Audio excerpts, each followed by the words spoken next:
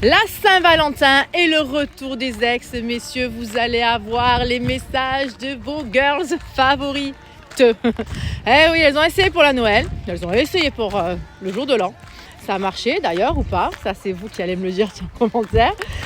Et par contre pour la Saint-Valentin, c'est un autre tour. Là c'est le retour des amoureux, c'est le romantisme. C'est oh là là, aujourd'hui on aurait pu être ensemble, je pense à toi. Tous les petits messages dans ce style, tu me manques, voilà, ou bien carrément vous allez pouvoir recevoir des petits émoticônes de cœur, de fleurs, de cadeaux, voilà, et tous les petits messages romantiques qui vont avec. En tout cas, ça va être encore une autre phase là pour la Saint-Valentin, c'est que vous allez devoir résister à toutes vos perverses narcissiques, à toutes les filles qui ont fait des choix et qui les regrettent.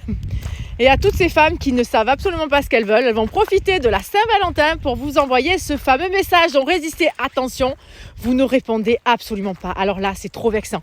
Si pour la Saint-Valentin, vous ne répondez pas à son message de merde, parce que du coup, on ne sait même pas si elle le pense ou pas, d'accord? J'ai refailli tomber.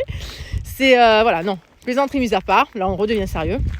Vous méritez beaucoup mieux que ça, que de répondre à ces messages. Attendez, pourquoi? Elle pense à vous pour la Saint-Valentin, les autres jours de la semaine et du mois, elle n'a pas pensé à vous.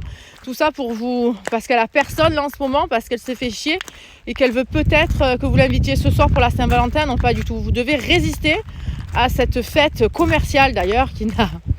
Et moi je dis ça, mais j'aime bien quand même la Saint-Valentin. J'aime bien les fleurs.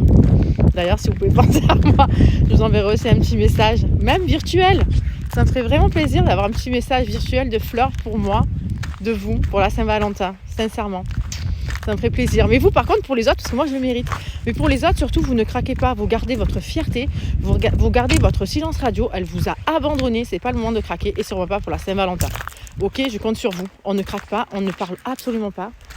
On ne brise absolument pas le silence radio que vous avez fait depuis des mois, d'accord? Parce que cette personne, elle ne le mérite pas. Et là, en fait, elle essaie de lancer, bam, la canne à pêche ou l'hameçon, ce que vous voulez, ou la flèche de Cupidon, parce que le moment est propice pour parler de Cupidon. Cette espèce de connard.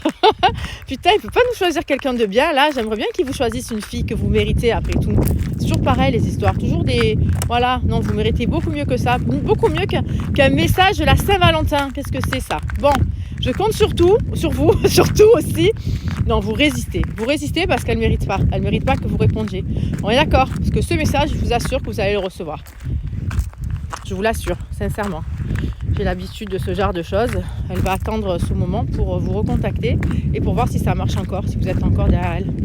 Donc, vous l'ouvrez même pas le truc, vous le lisez pas, parce que sinon, tant vous allez avoir envie de répondre, même un méchant message, mais non. L'indifférence, c'est le meilleur des mépris.